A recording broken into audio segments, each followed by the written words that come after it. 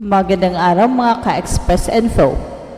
Grabe, ito na siguro ang pinakamalakas na Gilas Pilipinas lineup in history. Imagine a team both Jordan Clarkson and Justin Brownlee playing together. At paano yan mangyayari?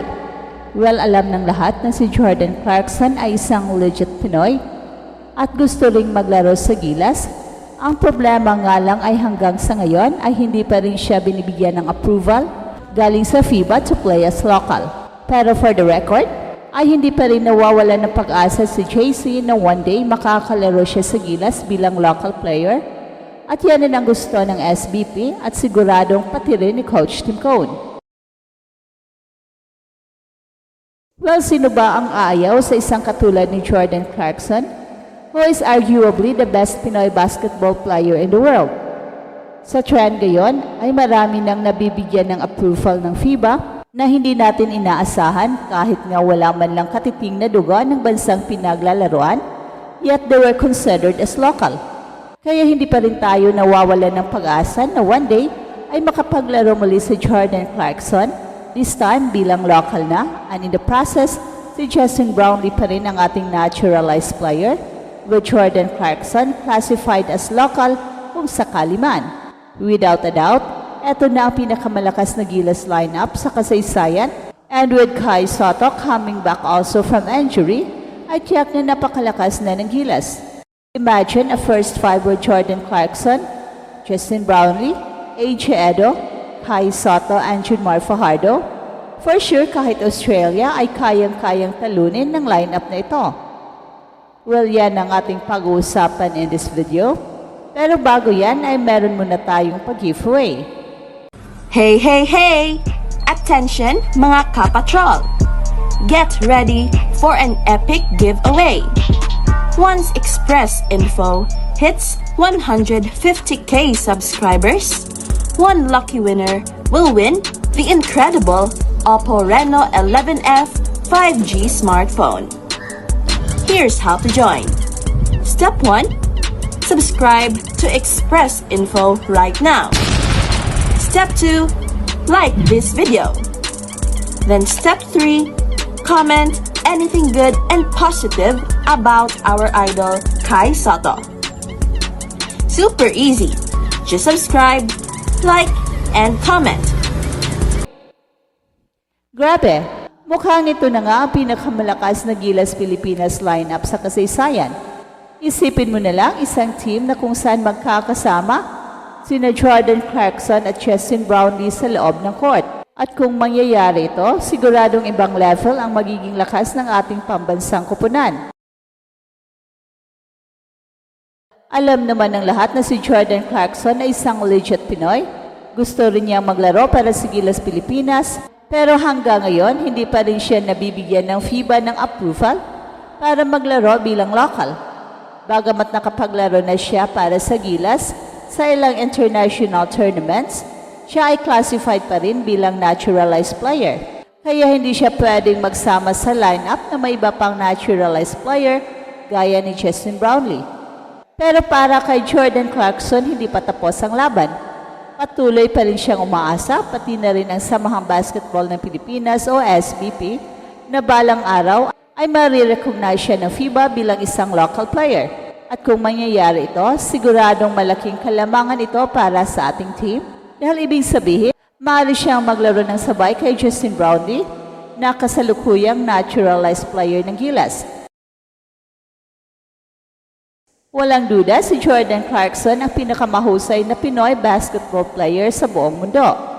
Isa siyang NBA caliber player na may elite scoring ability, playmaking skills at versatility sa opensa. Sa kanyang paglalaro sa Utah Jazz, pinatunayan na niya na kaya niyang maging game changer kahit sa pinakamataas na antas ng competition sa mundo ng basketball.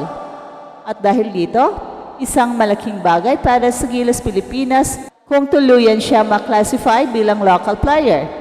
At ang tanong ngayon, may pag-asa nga ba ito? Well, sa trend ngayon ng FIBA, maraming manlalaro ang naaprubahan bilang local players sa kanilang bansang kinakatawan. Kahit pa wala silang dugong na nananalaytay mula roon. At kung ganon, bakit hindi si Jordan Clarkson? Totoong hindi pa ito sigurado, pero hindi tayo nawawalan ng pag-asa. Malaki ang laban natin sa isyong ito, at kung sakali mang maaprubahan, siguradong ibang klaseng Gilas Pilipinas ang ating makikita. At hindi rin matatawaran ang halaga ni Justin Brownlee sa Gilas. Simula nang naging naturalized player siya ng Pilipinas, ipinakita niya ang kanyang dedikasyon at pagmamahal sa ating bansa. Isa siyang tunay na warrior sa loob ng court, laging handang lumaban para sa bandera ng Pilipinas. Kilala si Justin Brownlee sa kanyang pagiging clutch player. Sa PBA pa lang, ilang beses na niyang dinala ang Barangay Ginebra sa kampyonato dahil sa kanyang husay sa opensa at depensa. Bukod pa dito, napakalaking bagay rin ang kanyang leadership sa isang kupunan. Isipin mo na lang kung paano siya makikipagtulungan kay Jordan Clarkson, dalawang high IQ at high skilled players sa iisang team. Grabe, ibang klase talaga. At bukod kina Jordan Clarkson at Justin Brownlee, malapit na ring babalik si Kai Sotto mula sa kanyang injury. Sa kanyang tangkad na 7'3" at husay sa rim protection, rebounding at inside scoring, siguradong magiging malaking pader si Kai Sotto sa ilalim ng ring. Malaki rin ang maging improvement niya mula sa paglalaro sa iba't ibang international leagues, lalo na sa Japan B-League at NBL Australia. Sa kanyang pagbabalik, mas magiging matatag ang frontcourt ng Gilas. Kung sakaling maisakatuparan ang pangarap na ito, ito ang posibleng starting five ng Gilas Pilipinas. Jordan Clarkson, guard, isang explosive scorer at playmaker.